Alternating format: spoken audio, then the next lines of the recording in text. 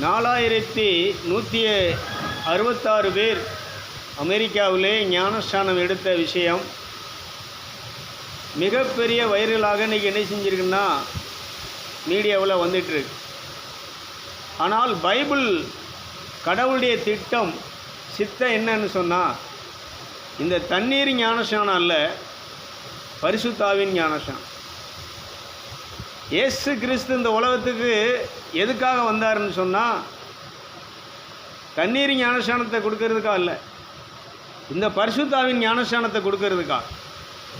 இந்த பரிசுத்தாவின் ஞானஸ்நானம் என்ன பண்ணுது அப்படின்னு சொன்னால், ஒரு மனிதனுக்குள்ளே தெய்வீக தன்மையை, சுவாபத்தை, பாவனையை கொண்டு வருகிறது. கடவுளோடு உள்ள தொடர்பை, ஒரு நட்பை ஏற்படுத்தி கொடுக்கிறது. அதனால் இன்றைக்கி கடவுளுடைய திட்டம், இயேசு கிறிஸ்து இந்த உலகத்தில் வந்து கடைசியாக அவர் சீடர்களுக்கு சொல்லிட்டு போன வாக்குத்தத்தை என்னென்னா, நீங்கள் போய் எருசலேமில் போய் காத்திருங்கள். எதுவரைக்கு? உன்னதத்திலிருந்து வரக்கூடிய வல்லமை வருவரை காத்திருங்கள், அப்பொழுது பரிசுத்த ஆவியம் திருக்குடையை பெற்றுக்கொள்வீர்கள். கைதிட்டு நினைச்சுவோம். இந்த வார்த்தையை கேட்ட சீடர்கள் என்ன செஞ்சாங்கன்னா, அந்த 120 அன்னை மரியாளோடு கூட சேர்ந்து இந்த பெந்தேகோஸ்தே திருநாள், யூதர்கள் இந்த திருவிழாவை கொண்டாடி கொண்டிருக்கிறார்கள். பெந்தேகோஸ்தே திருநாள் என்பது வேறு, பெந்தேகோஸ்தே அனுபவம் என்பது வேறு.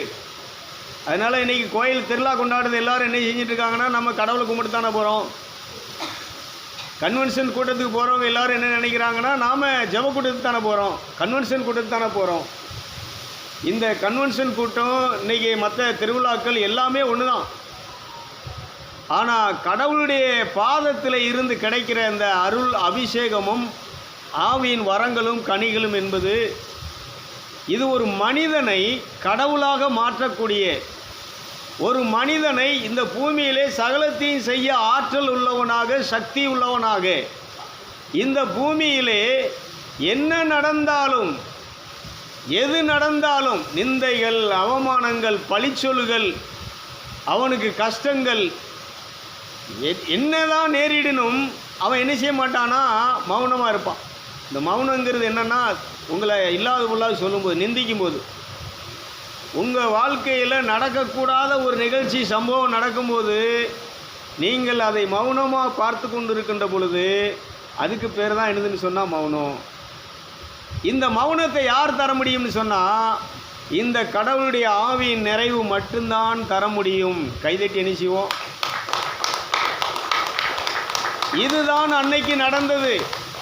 அதனால தான் ஒரு மனிதன் நீதிமானாக இருக்குன்னு சொன்னால், ஒரு மனிதன் கடவுளுடைய சாயலில் இருக்கணும்னு சொன்னால், ஒரு மனிதன் கடவுளுடைய தன்மையை, பாவனையை வெளிப்படுத்தணும்னு சொன்னால், ஆதியில் இருந்த அந்த தெய்வீக அருள் உடை அவனுக்கு இருக்கணும். அப்படிங்கிறதுக்காகத்தான் கடவுளுடைய ஆவியானவர் அன்னைக்கு என்ன செய்கிறாருன்னா, முதல்ல என்ன செய்கிறாருன்னா, பகிரங்கமாக எல்லாரும் பார்த்து கொண்டு இருக்க, எல்லாருக்கும் முன்னால் அவங்க மேலே வந்து இறங்கி என்ன செய்கிறாருன்னா, அவங்கள ஆட்கொண்டு ஆவியானவர் தங்களுக்கு தந்த வரத்தின்படியே அவர்கள் பேச ஆரம்பித்தார்கள். அவங்க என்ன பாஷையில் பேசினாங்கன்னா, பரலோகத்தின் பாஷையை பேசினாங்க, தூதர் பாஷையை பேசினாங்க. அங்கே ஆவிக்குரிய ஒரு நிலை, கிறிஸ்தவத்தினுடைய ஒரு பேசிக் ஃபவுண்டேஷன் அன்னைக்கு என்ன செய்யுதுனாங்க ஆரம்பிக்கப்படுகிறது. அதனால் இன்றைக்கி ஊழியக்காரங்களாக இருந்தாலும் சரி, கிறிஸ்தவங்களாக இருந்தாலும் சரி, இன்றைக்கி திருவிழா கொண்டாடுறவங்களாக இருந்தாலும் சரி, கவனிக்க வேண்டிய விஷயம் என்னன்னு சொன்னால், திருவிழா அன்னைக்கு நடந்தது. ஆனால் அந்த திருவிழா போதாதுப்பா. திருவிழாவில் இருக்கிறவங்க பூரா முறுமுறுக்கிறவனாக இருக்கிறான், சண்டை போடுறவனாக இருக்கிறான். திருவிழாவிலே என்ன நடக்கு? கொலைகள் நடக்கு. திருவிழாவிலே கலவரங்கள் நடக்கு. திருவிழாவிலே நான் பெருசா, நீ பெருசா, யார் பெரியவன், இப்படி பலவிதமான மனிதர்களுக்குள்ளே சச்சரவுகள் நடக்கிறது. மனிதர்களுக்குள்ளே பலவிதமான மன உளைச்சல்கள், வேதனைகள், பாரங்கள், இந்த மாதிரி சூழ்நிலைகள் இருக்கிறது. அப்போ ஆன்மீக வாழ்க்கைனா, ஆவிக்குரிய வாழ்க்கைனா என்னன்னு சொன்னால், ஒரு மனிதன் தனக்கு இக்கட்டு வரும்போது, தனக்கு இன்னல்கள் நேரிடும்போது, தனக்கு தன்னுடைய பேரில் பழிச்சொல்கள் விழும்போது, தனக்கு ஏற்படுகிற நஷ்டம், கஷ்டத்தில் இவன் என்ன செய்யணும்னு சொன்னால், கொஞ்சம் கூட முகம் வாடாமல், கொஞ்சம் கூட மன கஷ்டப்படாமல் சந்தோஷமாக பார்க்கக்கூடிய ஒரு நிலைக்கு பேர் தான் என்னதுன்னு சொன்னால் ஆவிக்குரியவன் ஆன்மீகவாதி இல்லை கிறிஸ்தவன் என்று என்ன செய்ய முடியும்னா சொல்ல முடியும். இது வேணும்னு சொன்ன இந்த நிலை ஒரு மனிதனுக்கு உருவாகும்னு சொன்னால் அங்கே என்ன நடக்கும்னு சொன்னால் இந்த பெந்தேகோஸ்தே அனுபவம் ஒரு மனுஷனுக்குள்ளேயும் வர வேண்டும். இந்த ஆவிக்குரிய அனுபவம் என்ன செய்யணும்னா ஒவ்வொரு மனுஷனுக்குள்ளேயும் வர வேண்டும். இந்த ஆவிக்குரிய அனுபவம் எப்போ வரும்னா இதைத்தான் பேதுரு அங்கே என்ன செய்கிறாரு 2:38 சொல்லும்போது, நீங்கள் மனம் திரும்பி ஞானஸ்நானம் பெறுங்கள். இயேசு கிறிஸ்துவினுடைய பெயரால் என்ன செய்யுங்க? ஞானஸ்நானம் பெறுங்கள். அப்பொழுது இந்த பரிசுத்த ஆவியாம் திருக்கொடை பெறுவீர்கள். இது உங்களுக்கு மாத்திரம் இல்லை, உங்களுடைய பிள்ளைகள் சந்ததிகள் இயேசு கடவுள் மறுபடியும் வரும் வரைக்கு இந்த நிகழ்ச்சி சம்பவம் என்ன செய்யுன்னு சொன்னால் மக்கள் கூடியிருக்கும்போது காத்திருக்கும்போது இது நடைபெறும். சங்கீதத்தில் 51வது சங்கீதம் நீங்கள் 10, 11, 17 வாசித்தீங்கன்னு சொன்னால் அதில் தாவீது ஒரு ப்ரேயர் பண்ணுவார். தாவீது என்ன பண்ணுறாருன்னு பாருங்கள், வாசிங்க. சங்கீதம் 51. தேவனே, நல்லா கவனிச்சுக்கோங்க, சுத்த இருதயத்தை என்னிலே சிருஷ்டியும். நிலைவரமாக நல்லா கவனிச்சுக்கோங்க. ஏதோ அப்பப்போ வந்துட்டு போகிறது, ஜெப கூட்டத்தில் வரும்போது ஜெபம் பண்ணும்போது வந்துட்டு போகிறது இல்லை. நிலைவரமான ஆவியை என்னில் புதுப்பியும். உமது சமூகத்தை விட்டு என்னை தள்ளாமலும் உம்முடைய பரிசுத்த ஆவியை என்னிடத்திலிருந்து எடுத்துக்கொள்ளாமலும் இரும். உம்முடைய இரட்சணியத்தின் சந்தோஷத்தை திரும்பவும் எனக்கு தந்து உற்சாகமான ஆவி என்னை தாங்கும்படி செய்யும்.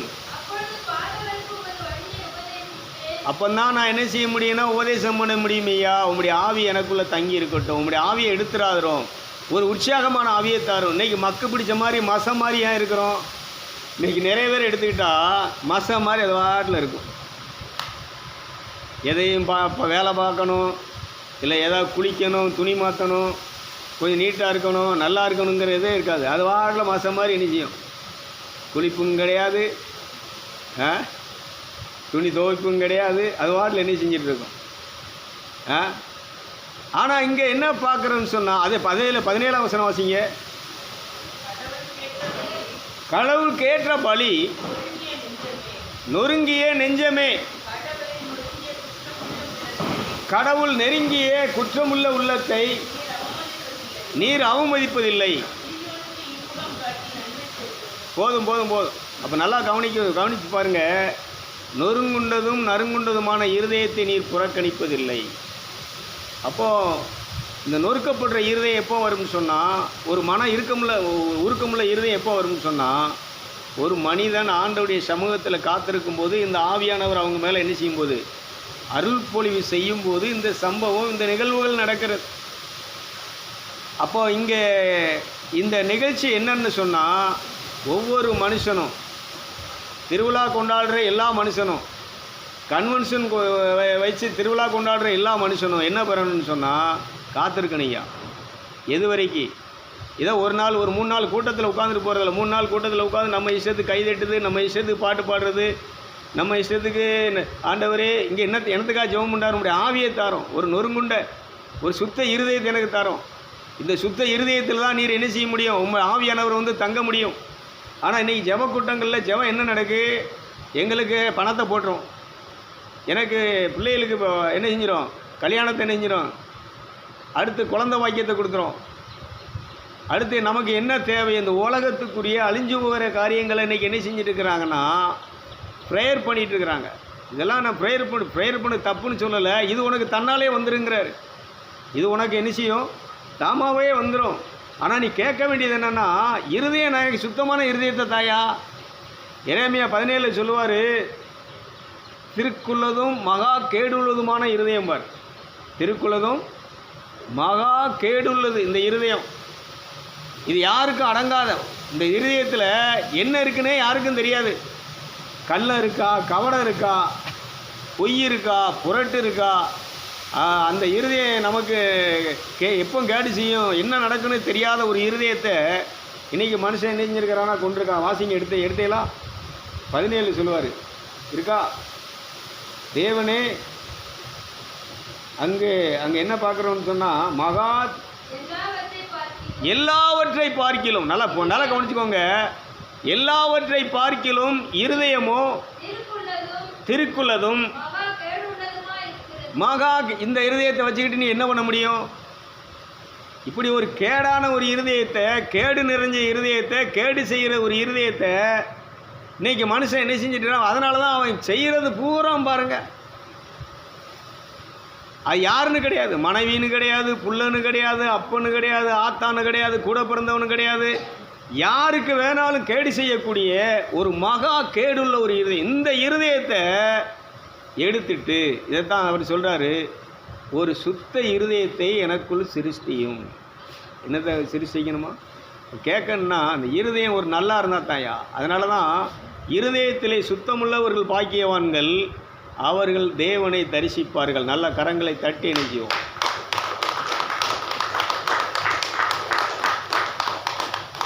இருதயத்திலிருந்து எழும்புகின்ற ஜெபம். உங்கள் உதடுகள் துதிக்கிறது, ஜெபிக்கிறது. உங்கள் இருதயமும் வெகு தொலைவில் இருக்கிறது. இருதயத்திலிருந்து ஜெபிக்கக்கூடிய ஜெபங்கள், இருதயத்திலிருந்து ஆராதிக்கக்கூடிய ஆராதனைகள். இது ஒருத்தருக்கும் தெரியாது. இருதயம் சுத்தமாக இருந்துச்சுன்னு சொன்னால், இங்கே யார் குடியிருக்கிறான்னா தெய்வம் குடியிருக்கிறார், இந்த ஆவியானவர் குடியிருக்கிறார். இதைத்தான் பேதுரு பிரசங்கம் பண்ணுறார், மனம் திரும்பு. இந்த மனம் திரும்புதலுடைய மூல மொழிபெயர்ப்பு என்னன்னு சொன்னால், தவம் செய். ஒரு மனுஷன் தவம் பண்ணும்போது இந்த இருதயம் சுத்தமாகி விடுகிறது. ஒரு மனிதன் தவத்திலே அமரும்போது இந்த இருதயம் பரிசுத்தமாக்கப்படுகிறது. இந்த இருதயம் பரிசுத்தம் ஆயிடுச்சு சொன்னால், பாவ மன்னிப்புக்கான ஞானஸ்நானம் அங்கே என்ன செய்யணும் உண்டாகுது. அதுதான் இன்றைக்கி அந்த 4166 பேர். இது பேசிக் ஃபவுண்டேஷன், மனம் திரும்புதல். இதை எபிரேயர்கள் திரும்பத்தில் 6ஆம் அதிகாரத்தில் பேசிக்னு சொல்லுவார். எபிரேயர் 6ஆம் அதிகாரத்தில் நீங்கள் பார்த்தீங்கன்னா 1லிருந்து நீங்கள் பாருங்கள். ஆகையால் கிறிஸ்துவை பற்றி நல்லா கவனிச்சுக்கோங்க. மூல உபதேச வசனங்கள், மூல பேசிக் வசனங்களை, ஆதாரங்களை தெரிந்து கொள்ளுங்களா.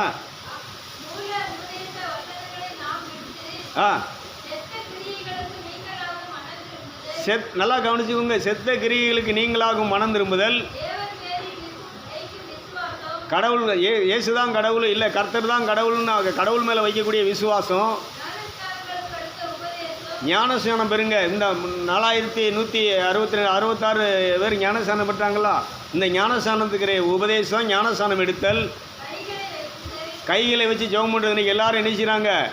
ஜெபக்கூட்டத்தில் கையை வச்சு ஜெபம் பண்ணுறாங்க. இப்போ நம்மளாம் என்ன செய்யணும்? மேலே இருக்கக்கூடிய போதகர் யாருக்காவது நோயாளிகள் ஜெபம் பண்ணோன்னா முன்னால் வாங்க, எல்லாம் குவேன்னு ஓடியாரும். அந்த தலையில் கை வச்சு ஜெபம் பண்ணுதல். செத்தவனை கூட உயிர்த்தெழுத வைக்கிறது. உயிர்த்தெழுதல், நியாய தீர்ப்பு என்கிறதான உபதேசங்கள், போதனைகள். இது அஸ்திவாரையா, இது பேசிக் ஃபவுண்டேஷன். இந்த அஸ்திவாரத்தை மறுபடியும் நீ போடாமல், நீங்களும் நானும் பூரணராகும்படி என்ன செய்யணுமா? கடந்து போவோமாக. தேவனுக்கு சித்தமானால் இப்படி செய்வோம். ஏனெனில் ஒரு தரம் பிரகாசிக்கப்பட்டும், பரம கடவுளுடைய அன்பை, ஈவை, அவருடைய கொடைகளை ருசி பார்த்தும், பரிசுத்த ஆவியை பெற்றும், தேவனுடைய நல்வார்த்தையை இனி வரும், உலகத்தினுடைய பலன்களை ருசி பார்த்தும் மறுதலித்து போனவர். நல்லா கவனிச்சுக்கோங்க. மறுதலித்து போனவர்கள் இப்போ இயேசுநாதர் மறுபடியும் சிலுவையில் அறையுதாங்க. நல்லா நீ கவனிக்கணும். இன்றைக்கி கடவுளுக்கு உரிய காரியங்களில் தேவனுடைய பாதத்தில் நாள்தோறும் உட்கார்ந்து இந்த அபிஷேகத்தை அனல் மூட்ட வேண்டியவங்க, இந்த வரத்தை அனல் மூட்ட. திமோத்தேயுக்கு சொல்கிறாரு, நீ பெற்ற அபிஷேகத்தை, நீ பெற்ற தேவ வரத்தை நாள்தோறும் நீ அனல் மூட்டி தீயன பற்றி இப்படி கைதட்டி நிச்சயம். நல்லா கரங்களை தட்டி.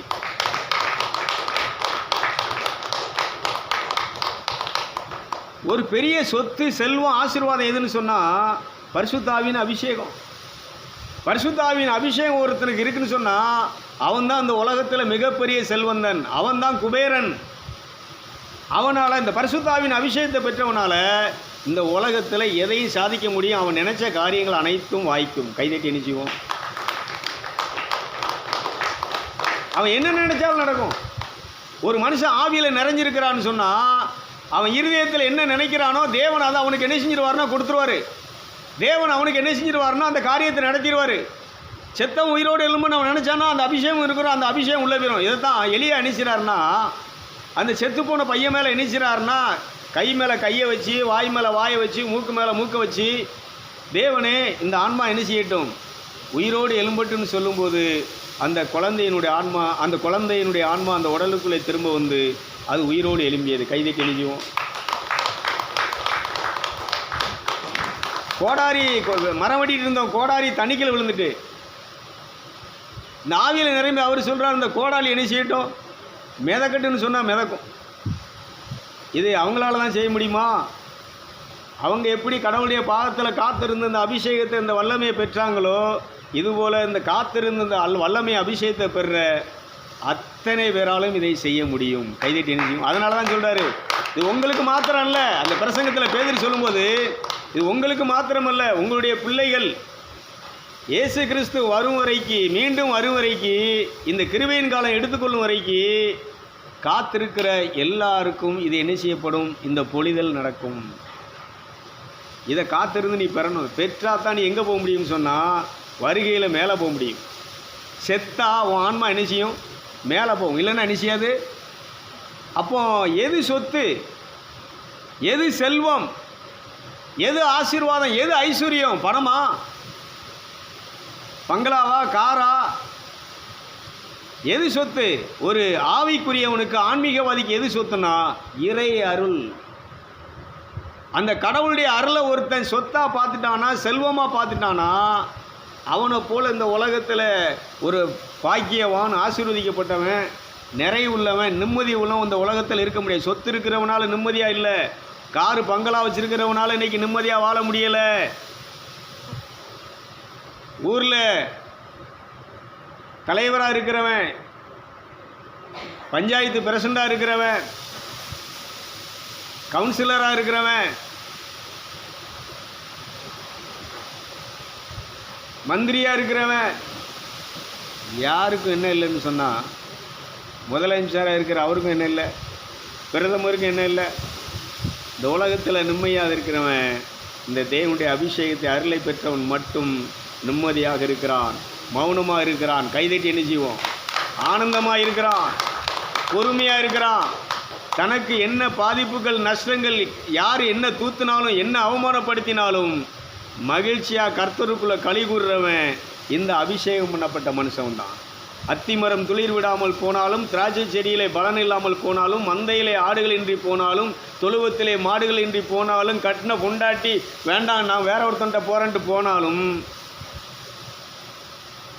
நீ பெத்தது நீ தாயும் இல்லை, நான் தகப்பும் நான் பிள்ளையும் இல்லைன்ட்டு போனாலும் மகிழ்ச்சியாக இருக்கிறவன் யாருன்னு சொன்னால் இந்த அபிஷேகத்துக்குள்ளே, ஆவியின் நிறைவுக்குள்ளே, இந்த பெந்தைக்கோஸ்தே அனுபவத்துக்குள்ளே, பரிசுத்தாவின் ஞானஸ்தானத்தில் இருக்கிற மனுஷன் மட்டும்தான் இந்த உலகத்தில் நிம்மதியாக சந்தோஷமாக இருக்கிறவன். ஒரு அல்லேலூயா சொல்லுவோமே, நல்ல சத்தமாக சொல்லுங்களேன். அதனால் திருவிழாங்கிறது எல்லாம் மத வழிபாடு. இந்த திருவிழா அன்னைக்கு தான் அதனால தான் என் கடவுள் நினைச்சிறாருன்னா இந்த பெந்தைக்கோஸ்தே திருநாள் அன்று, பெந்தைக்கோஸ்தே திருநாள் அன்று இந்த 120 பேர் காத்திருக்கும் போது இந்த 120 பேர் மேல் மட்டும் பரிசுத்த ஆவியில் இறங்கி. ஏன் அந்த திருவிழாவில் இருந்த அத்தனை பேர் மேலே இணைஞ்ச லட்சக்கணக்கான பேர் இருந்தாங்களா? ஏன் அவ்வளோ பேர் மேலே இறங்கி வரல? அவன் கடவுளுடைய வாக்கு தத்தத்தை அவன் கை கொள்ளவில்லை. இதை காத்திருந்து தான் என்ன செய்ய முடியும்? திருவிழா கொண்டாடுறதுனால பரிசுத்த ஆவியானவர் வரமாட்டார். பரிசுத்த ஆவியின் அபிஷேகத்தை என்ன செய்ய முடியாது? அதனால தான் உங்கள் திருவிழாக்களை அருவருக்கிறோம், உங்கள் காணிக்கைகளை அருவருக்கிறோம். ஆமோஸில் சொல்லும்போது உங்களுடைய வழிபாடுகளை கன்வென்ஷன்களை நாங்கள் என்ன செய்கிறோம்? அருவருக்கிறோம். அப்போ ஆண்டவர் என்ன விரும்புகிறாரு? இப்போ கடவுளுடைய விருப்பம் என்ன?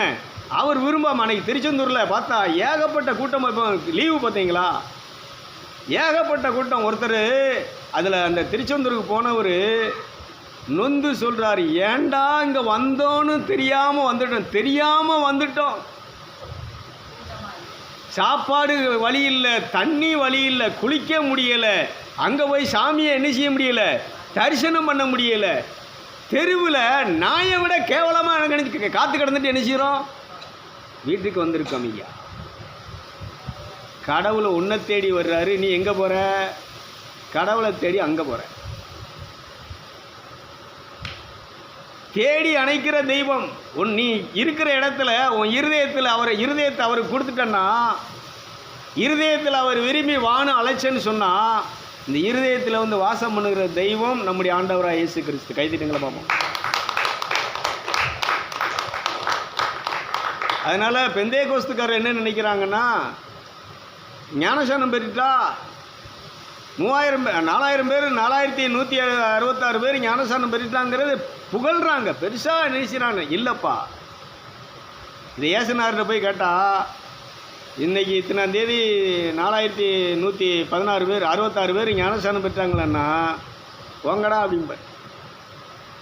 நான் எதுக்கு வந்தேன், எதுக்கு பாடுபட்டேன், எதுக்கு ரத்தம் சிந்தினேன், எதுக்கு உயிரோடு எழும்பினேன், எதுக்கு நான் பரத்துக்கு மேலே எழும்பி போனேன், நான் போய் இப்போ என்ன பண்ணிகிட்டு இருக்கேன்னு சொன்னால், போனதுக்கப்புறம் தான் அந்த தேற்ற வாழ்ந்த பரிசுத்தாவியை அனுப்பி உங்களையெல்லாம் கடவுளின் சாயலாக இந்த உலகத்தில் பொறுமை, அன்பு, சகிப்புத்தன்மை, மன்னித்தல் இப்படி போன்ற தெய்வீக பண்புகளை கொடுத்து நீங்கள் இந்த உலகத்தில் எல்லாரும் கையெடுத்து கும்பிடக்கூடிய அளவுக்கு உங்கள் வாழ்க்கை சொல், செயல், நடை, உடை, பாவனைகள், தோற்றங்கள் எல்லாம் உருமாற்றப்பட வேண்டும்.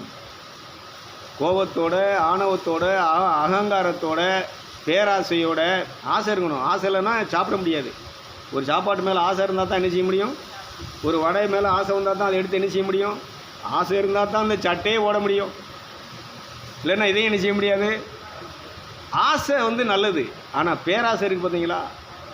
இதுதான் இன்றைக்கி துரட்டு, இதுதான் இன்றைக்கி பிரச்சனை, இதுதான் இன்றைக்கி ஒரு மனுஷனை என்ன செஞ்சிட்ருக்குன்னு சொன்னால் கவலைக்குள்ளேயும் கண்ணீருக்குள்ளேயும் கஷ்டத்துக்குள்ளேயும் என்ன செஞ்சிட்ருக்கு? மூழ்கி அடிச்சிட்ருக்கு. அப்போது ஒரு ஆவிக்குரிய வாழ்க்கைன்னு சொன்னால், ஆன்மீக வாழ்க்கைன்னு சொன்னால் எதுன்னு சொன்னால், சலனம் இல்லாமல் இருப்பது, சஞ்சலம் இல்லாமல் இருப்பது. எந்த சூழ்நிலையிலையும் கடவுள் என்னோடு இருக்கிறார், அவர் பார்த்து கொள்வார், அவர் என்னை வழிநடத்துகிறார் என்று சொல்லி ஒரு மனிதன் நிம்மதியாக வாழும்போது அவனுக்கு என்ன கிடைக்கிறதுன்னு சொன்னால், அந்த கடவுளுடைய நிம்மதி, சாந்தி, சமாதானம் அவனுக்கு உண்டாகிறது. கைதட்டுங்களேன்.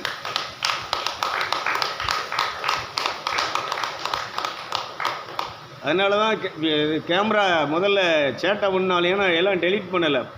போன வாரம் ஏற்றினது பூரா அப்படியே விட்டேன். அது என்ன செய்யுதுன்னா கட் ஆகிட்டே இருக்குது. அப்போ தான் பார்த்தேன், சரி அதனால தான் உங்களை கண்ணை மூடி என்ன செய்யுங்க. அதனால் 24 மணி நேரமும் இந்த இருதயம் என்ன செய்யணும்னு சொன்னால், அந்த ஆவியானவருடைய அந்த பிரசன்னத்திலே என்ன செய்யணும். அடுப்பில் தீ எறிகிற மாதிரி இருதயத்தில் இணைஞ்சிருக்குன்னா, இந்த அருள் அபிஷேகம் இணைஞ்சிருக்குன்னா அனல் மூட்டப்பட்டுகிட்டே இருக்கும். இது எப்போ நடக்கும்னு சொன்னால், அதான் சொல்கிறேன், ஆவியினுடைய வழி நடத்துது. இந்த பிரசனம் இல்லாத இடத்துல நீங்கள் இருக்கக்கூடாது. நீங்கள் ஞாயிற்றுக்கிழமை ஃபங்க்ஷனுக்கு என்ன செய்யக்கூடாது? போகக்கூடாது. எல்லாரும் வைக்கிறதெல்லாம் ஞாயிற்றுக்கிழமை தான் ஃபங்க்ஷன் வைக்காங்க. அவங்க ஆதாயத்துக்காக வைக்கிறாங்க, வருமானத்துக்காக வைக்கிறாங்க. ஆனால் ஆவிக்குரிய பிள்ளைகளுக்கு அங்கே உனக்கு என்ன இல்லை? நான் ஒரு கேள்வி கேட்குறேன். இந்த உலகத்தில் ஒன்று அதிகமாக நேசிக்கிறது, அன்பு செய்கிறது, என்ன நடந்தாலும் உன் கூட இருக்கிறது யாருன்னா அந்த இயேசு கிறிஸ்து மட்டும்தான். லாபமானாலும் நஷ்டமானாலும், குறைவானாலும் நிறைவானாலும், நீ கருப்பாக இருந்தாலும் நீ சிவப்பாக இருந்தாலும், நீ படிச்சிருந்தாலும் நீ படிக்காத மக்கா இருந்தாலும், உன்னை நேசிக்கக்கூடிய ஒரே ஒரு நபர் யாருன்னு சொன்னால் இயேசு ஒருவர் மட்டுமே. நல்லா கைதட்டி அவருக்கு நேசிக்கும். வேற எதுக்கு ஏன் அந்த உலகத்தில் மனுஷனுக்கு நீ என்ன செய்த? அவருடைய நான் போங்கடான்னு சொல்லலை. ஞாயிற்றுக்கிழமை என்ன செய்யாத? இது கடவுளுடைய நாள், கடவுளுக்கு கொடுக்க வேண்டிய நேரம். கடவுளுக்கு கொடுக்க வேண்டிய நேரத்தை நீ என்ன செய்யாத? சாத்தானுக்கு என்ன செய்யாத? ஞாயிற்றுக்கிழமை கடவுளுடைய நாளில் ஒருத்தன் ஒன்றை செய்கிறான்னு சொன்னால் அது சாத்தான் தான் செய்வான். ஞாயிற்றுக்கிழமை நீ அடுப்பு கூட பற்ற வைக்கக்கூடாது. பழைய ஏற்பாட்டு காலத்தில் அதை கடைபிடிச்சாங்க. அடுப்பு கூட பற்ற வைக்க மாட்டாங்க, அன்றைக்கி சோறு பொங்க மாட்டாங்க. அன்னைக்கு ஒரு உயிர் வந்து தண்ணிக்குள்ளே விழுந்துட்டுன்னு சொன்னால் அதை காப்பாற்ற மாட்டாங்க. ஏசுனார் ஞாயிற்றுக்கிழமை என்ன செஞ்சார்? இந்த நோயாளிகளை குணமாக்குனது, ஒருத்தன் சாக போகிறவனை உயிரோடு எழுப்புனதுனால தான் அவரை போய் கம்ப்ளைண்ட் பண்ணாங்க. ஓய்வு நாளிலே இவன் என்ன செய்கிறான்? மோசேயினுடைய நியாயப்பிரமாணத்தை மீறி ஒரு உயிரை காப்பாற்றி விட்டார், அதனால் இவர் குற்றவாளி என்று சொன்னார்கள். அந்த அளவுக்கு பழைய ஏற்பாட்டு காலத்தில் என்ன செஞ்சாங்கன்னா, ஞாயிற்றுக்கிழமை சாப்பாடு கூட பொங்காமல் இவங்க சாப்பிடாம அந்த ஓய்வு நாளை கடவுளுக்காக என்ன செய்தார்கள், செலவழித்தார்கள். அந்த மக்களுக்கு ஒரு கைதிட்டுங்களேன். அந்த அந்த மக்களுக்கு நம்ம கிறிஸ்தவர்களாம் பைபிளை தூக்கி வச்சுக்கிடுதோம், கழுத்தில் சிலுவையை போட்டுக்கிடுதோம். ஆனால் யாருக்கு மரியாதை கிடையாது? இந்த சிலுவைக்கு மரியாதை கிடையாது, இந்த சிலுவையில் மறித்து தொங்குனவருக்கும் மரியாதை கிடையாது. அவரை மதிக்கிறவர்கள், அவரை அன்பு செய்கிறவர்கள், நேசிக்கிறவர்கள் அவருடைய நேரத்தை இந்த உலகத்தில் எந்த உறவுகளுக்கும் மனிதர்களுக்கும் என்ன செய்ய மாட்டார்கள், கொடுக்க மாட்டார்கள். ஒரு அல்லையே சொல்லுங்களேன், கொஞ்சம் சிரிச்ச முகத்தோடு சொல்லுங்களேன். இயேசுவை விட இந்த உலகத்தில் உன் கூட பிறந்தவளும் பெருசு இல்லை, உன்னை பெற்றவளும் பெருசு இல்லை, உன் சொந்த பந்தமும் உனக்கு பெருசு இல்லை. இவங்கெல்லாம் உனக்கு ஒரு கஷ்டம்னா வருவாங்களா? உனக்கு ஒரு ஆபத்துனா வருவாங்களா? எல்லாரும் விட்டுட்டு போயிடுவாங்க. இருக்கிறது வரைக்கும் வருவாங்க, உன்கிட்ட இருந்து வருமானம் வர்றது வரைக்கும், லாபம் இருக்கிறது வரைக்கும் கூட இருப்பாங்க, இல்லைன்னா நினைச்ச மாட்டாங்க. இதான் உள்ள நிலை. அதனால் உண்மையாக என்னை நேசிக்கிறவர், என்னை அன்பு செய்கிறவர், என்னோடு கூட இருக்கிறவர் யாருன்னு சொன்னால் அவர் ஒரே ஒரு ஆள் தான். இல்லை எனக்கெல்லாம் என்ன ஃபங்க்ஷனுக்கு பத்திரிக்கை வராமலாம் இருக்குது, உங்களை விட அதிகமான பத்திரிக்கை வருது, உங்களை விட அதிகமான என்னது இன்விடேஷன் வருது. ஆனால் ஞாயிற்றுக்கிழமை மாட்டேன், மற்ற நாளும் என்ன செய்ய மாட்டேன். ஏன்னா அங்கே நமக்கு வேலை இல்லை. இப்போ புதன்கிழமை பார்த்தீங்கன்னா நம்ம பிஷப்பு மகளுக்கு கல்யாணம், பத்திரிக்கை அனுப்பிட்டாரு. ஆனால் என்ன செய்ய மாட்டேன். அங்கே என்ன இல்லைன்னா, கடவுளுக்கு அந்த ஃபங்க்ஷனில் கடவுளுக்கு இடம் இல்லை. அது பாஸ்டராக இருக்கட்டும், அது பிஷப்பாக இருக்கட்டும், நீங்களா விசுவாசியாக இருக்கட்டும், இல்லை நானாக இருக்கட்டும், அந்த ஃபங்க்ஷன் அன்னைக்கு யாருக்கு நம்ம முக்கியத்துவம் கொடுக்கலன்னா கடவுளுக்கு முக்கியத்துவம் கொடுக்கல, கடவுளை மேடையில் ஏற்றலை, கடவுள் அங்கே வந்து ப்ளஸ் பண்ண வரல. அங்கே யார் வர்றான்னா அங்கே தலைவர்கள் வருவாங்க, வசதி வாய்ப்பு உள்ளவங்க வருவாங்க, பெரிய பெரிய ஆட்கள் வருவாங்க. அங்கே யாருக்கு மரியாதை கிடையாதுன்னா இந்த படைச்ச கடவுள். சீக்கிரம் ஜெபத்தை முடிச்சிருங்க. எல்லாமே கருமாதியும் என்ன செய்யுன்னா மணிக்கணக்காக நடக்கும். இவங்க சோடிக்கிறது என்ன செய்வாங்கன்னா 7 மணி நேரம் சோடிப்பாங்க. நைட்டில் பொண்ணு அழைச்சிட்டு போய் மத்தியானம் மணமடியில் இருக்கிறது வரைக்கும் இங்கே சோடனை தான் நடக்கும், இங்கே மேக்கப் தான் நடக்கும். ஆனால் மேக்கப் பண்ணி இவங்களை கொண்டாந்து விட்ட உடனே ஜெபம் பண்ண போகும்போது, பிரதர் சீக்கிரம் முடிச்சிருங்க, எப்படி சுருக்கமாக ஜெபம் பண்ணிடுங்க. பார்த்தேன் ஒரு சில இதுக்கு போயிட்டு, இனி இப்படியப்பட்ட ஒரு இடம் என்னது இடத்துக்கு நம்ம என்ன செய்யக்கூடாது, ஜெபம் பண்ணவும் போகக்கூடாது. ஏன்னா அங்கே கடவுளுக்குரிய நேரத்தை அவங்க கொடுக்க தயாரா? எல்லாத்துக்கும் அதான் சொல்கிறேன், பந்தி வைக்கிறதுக்கு எல்லாம் மணிக்கணக்காக நிச்சயவாங்க. அந்த தாலி கட்டு முடிஞ்சதுக்கப்புறம் மத்தியானம் 1 மணிலேருந்து நைட்டு 10 மணி வரைக்கும் பந்தி நடக்கும், அதெல்லாம் நடக்கும், அதுக்கெல்லாம் அவங்களுக்கு நேரம் இருக்கும். ஆனால் ஜெபம் பண்ணதுக்கு மட்டும் என்ன செய்யணும், சுருக்கமாக என்ன செய்யணும். விளங்குதவங்க ஒரு அள்ளிலையா சொல்லுங்களேன், நல்ல சத்தமாக சொல்லுங்களேன். இது உண்மையா இல்லையா? நீங்கள் சொல்கிறீங்களா சொல்லலையா? என்ன இல்லைம்மா? அப்போ அங்கே யாருக்கு இடம் இல்லை, கடவுளுக்கு இடம் இல்லை. எங்கே கூடி அந்த கல்யாணம் அங்கே கர்த்தரால் ஆசீர்வதிக்கப்படும். அதனால தான் இன்றைக்கி கல்யாணங்கள் பூரா அன்றைக்கி நல்ல எல்லாரும் கூடி, பெரிய ஆட்கள்லாம் கூடி, ஊர் தலைவர்கள்லாம் கூடி, எம்எல்ஏ மந்திரிகள்லாம் வந்து முடிச்சு வச்ச கல்யாணம் அன்றைக்கி என்ன செய்யுதுன்னு சொன்னால் டைவர்ஸில் வந்து நிற்கி. போலியாக புருஷனும் முண்டாட்டி என்ன செஞ்சுட்டு இருக்கிறாங்கன்னு சொன்னால் குடும்பம் நடத்திட்டு இருக்காங்க, வாழ்க்கை நடத்திட்டு இருக்கிறாங்க. உண்மையா இல்லையா? பெரியவங்களால் ஆசீர்வதிக்கப்பட்ட கல்யாணம் ஏன் டைவர்ஸில் போய் நிற்கி? இந்த பரிசுத்த ஆவியின் அபிஷேகத்தை பெற்று கடவுளுக்குரிய நேரத்தை ஒரு மனுஷன் கொடுத்து கடவுளுடைய ஆசீர்வாதத்தோடு ஒரு ஒரு ஒரு ஒரு சம்பவம், ஒரு கல்யாணமாக இருந்தாலும் சரி, பால்காய்ப்பாக இருந்தாலும் சரி, எதுவாக இருந்தாலும் சரி, அது கடவுளுடைய தயாரிப்போடு. ஒரு 3 நாளைக்கு முன்னாடி நீ என்ன செய்யணும்னா, அந்த நிகழ்வு நடக்கிறதுக்கு முன்னாடி நீ உட்காரணும். பழைய ஏற்பாட்டில் ஒரு கல்யாணம் நடந்துச்சு தொபியாஸில். தொபியாஸ் கத்தோலிக்க பைபிளில் தொபியாஸ்னு ஒரு ஆகமம் இருக்குது. அதில் சாராளுக்கும் இந்த தொபியத்துக்கும் என்ன செய்யணும்னா கல்யாணம் நடக்கு. அவங்க என்ன செய்கிறாங்கன்னா 3 நாள் கடவுளுடைய பாதத்திலே காத்திருந்து இறைவனை இறைஞ்சி மன்றாடி இறை அருளை பெற்று 3ஆவது நாள் தான் அவங்க என்ன செய்கிறாங்கன்னா இல்லற வாழ்க்கையை தொடங்கினார்கள். கைதிட்டு என்ன செய்வோம்? ஒரு தேவதூதன் தான் அவங்கள, ரபேலுங்கிற தேவதூதன் தான் அவங்கள கூட்டிகிட்டு போகிறாரு. அவர் தான் அவங்கள வழி நடத்துகிறாரு. அவர் தான் இவங்களுக்கு இந்த மாப்பிள்ளைக்கு பொண்ணு அறிமுகப்படுத்துகிறாரு, பொண்ணுக்கு மாப்பிள்ளையை அறிமுகப்படுத்துகிறாரு, மாப்பிள்ளை வீட்டையும் பொண்ணு வீட்டையும் அறிமுகப்படுத்தி அவர் கூடவே இருந்து என்ன செய்கிறாருன்னு சொன்னால், நீங்கள் இந்த திருமணத்திலே 3 நாள் என்ன செய்ய வேண்டும்? காத்திருந்து இறைவனை மன்றாட வேண்டும். 3 நாளையில் நீங்கள் காத்திருந்து மன்றாடும்போது உங்கள்கிட்ட இருக்கக்கூடிய அந்த பேய் 7.5 கோட்டை சனியை என்ன செய்யும்?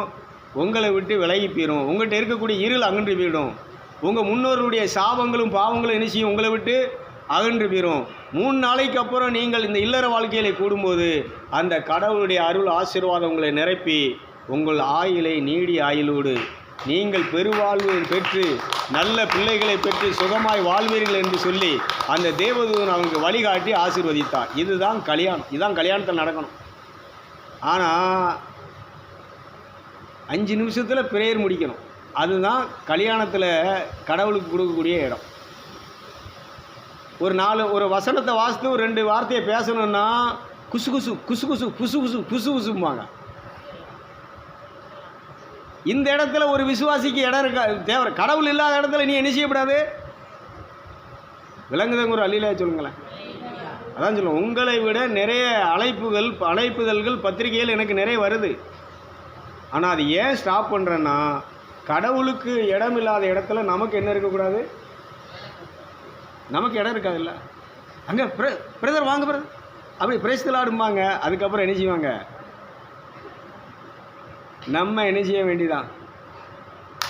அதனால தான் எந்த வீட்டுக்கு போனாலும் சரி, எந்த ஃபங்க்ஷனுக்கு போனாலும் சரி, பந்தியில் என்ன செய்ய மாட்டேன்னா உட்காரணும்.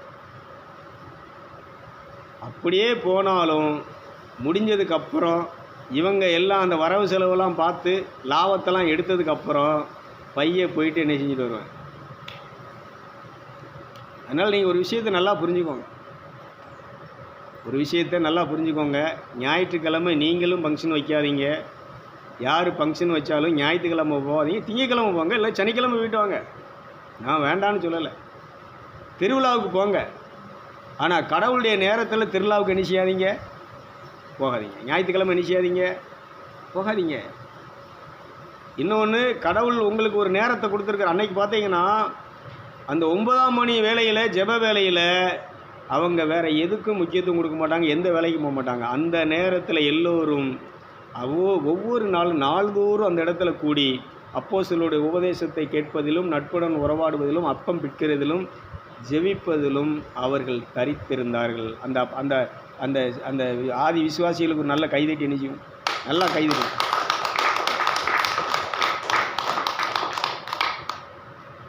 அப்போது திருவிழாவெல்லாம் எல்லாம் என்ன ஒன்று தான் நினச்சிடக்கூடாது. கன்வென்ஷன்லாம் ஒன்று தான் நினச்சிடக்கூடாது.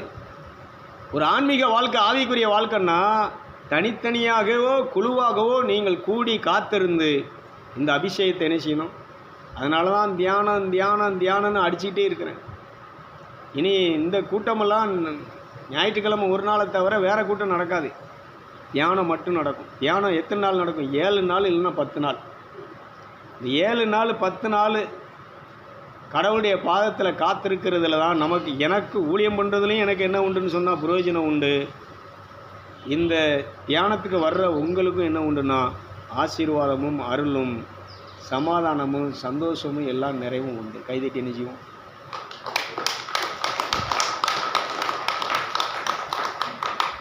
அதனால் தயவு செஞ்சு இந்த நிகழ்ச்சியை பார்க்குற எல்லாருக்கும் என்ன சொல்லுதுன்னா, ஒரு செய்தி, நற்செய்தி என்னென்னா, இதெல்லாம் சடங்குகள், மத சடங்குகள், திருவிழாக்கள் எல்லாம் சமய வழிபாடுகள்.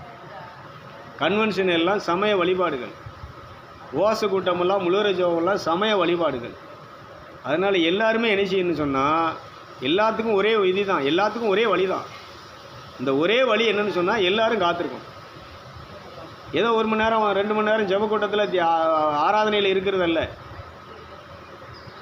நாள் கணக்காக அந்த நிறைவு வர்றது வரைக்கும் நீங்கள் காத்திருக்கணும். நான்லாம் தொழுகை போயிட்டோம்னா போதை ஏறுறது வரைக்கும் என்ன செய்யணும்னா அப்படியே குப்புறப்படுத்து கிடக்கும்.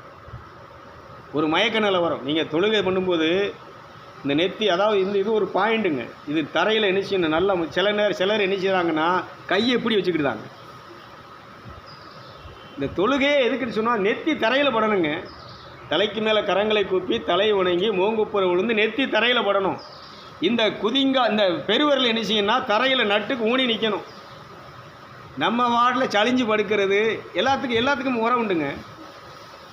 இந்த இந்து கோயில்களில் பார்த்தீங்கன்னா அந்த சிற்பங்களில் பார்த்தீங்கன்னா எல்லாம் அந்த முத்திரை பிடிச்சி என்ன செய்வாங்கன்னா உட்காந்துருப்பாங்க. அந்த சிற்பங்களில் என்ன உடை இருக்காது. அதை பார்த்தோன்னா ஐயோ இந்து சாமின்ட்டு வருவோம். சாமியும் கிடையாது, ஒன்றும் கிடையாது. அன்னைக்கு உள்ள சித்தர்கள் ரிஷிகள் ஆலயத்துக்கு போகிறவங்க என்ன செய்யணும்னா, கோயிலுக்கு போகிறவங்க இந்த பாயிண்ட்டுகளை, இந்த உடலில் ஆண்டவன் கொடுத்துருக்கக்கூடிய இந்த முத்திரைகளை, சக்தி மையங்களை என்ன செய்யணும்னா ஆக்டிவேஷன் பண்ணுறதுக்கு. சிலுவை எதுக்கு நெத்தியில் போடுறதுன்னு சொன்னால் இந்த இடத்த என்ன செய்கிறது, ஓப்பன் இந்த இடத்துல இருக்கக்கூடிய பாயிண்ட்டை என்ன செய்யணும், திறக்க வைக்கிறதுக்கு தான் இந்த சிலுவை போடுறது. திருநாள் போடுறது எதுக்குன்னு சொன்னால் இந்த இடத்த பாயிண்ட்டை என்ன செய்யணும், தொழுகை பண்ணுறது எதுக்கு, நெத்தி தரையில் எதுக்கு போடணும்னு சொன்னால் இதுதான் நம்முடைய நெற்றிக்கண், ஞானக்கண், அகக்கண். இந்த கண்ணை ஓப்பன் பண்ணுறதுக்கு தொழுகை பண்ணும்போது இந்த மைய இடம் என்ன செய்யணும்னா திறக்கப்படுகிறது. இங்கே தான் தேவ தரிசனம் அவனுக்கு கிடைக்கிறது. கைதட்டி என்ன செய்வோம்,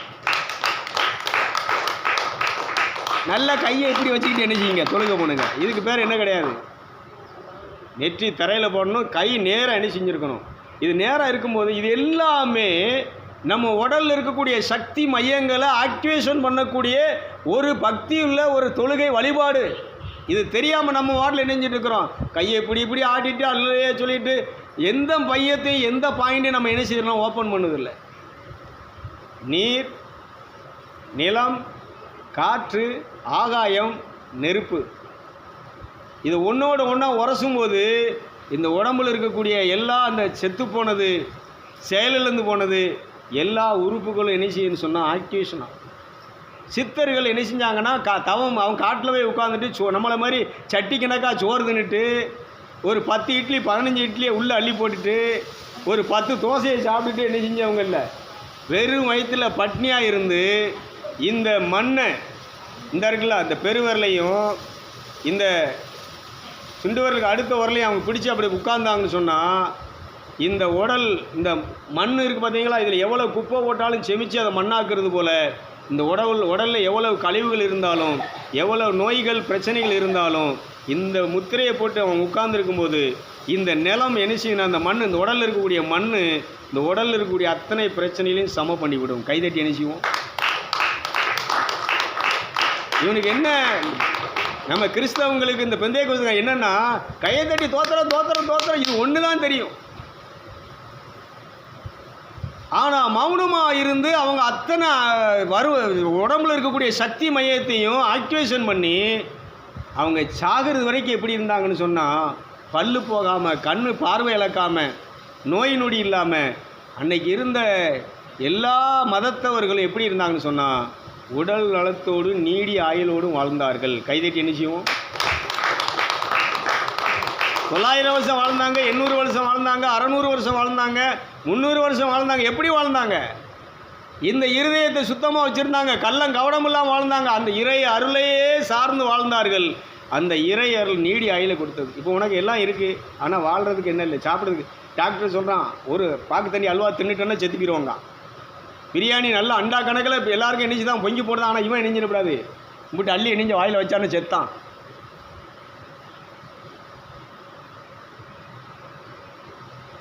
எதுக்கு இருந்து எல்லாத்தையும் நீ அனுபவிக்கணும், நீடி ஆயுளோடு வாழ்ந்து எல்லாத்தையும் நீ என்ன கண்டுகளிக்கணும். அந்த இறைவனோடு இணைந்து வாழுங்கள் என்று சொல்லி வாழ்த்தி ஆசீர்வதித்து இந்த நிகழ்ச்சியை நிறைவு செய்கிறேன்.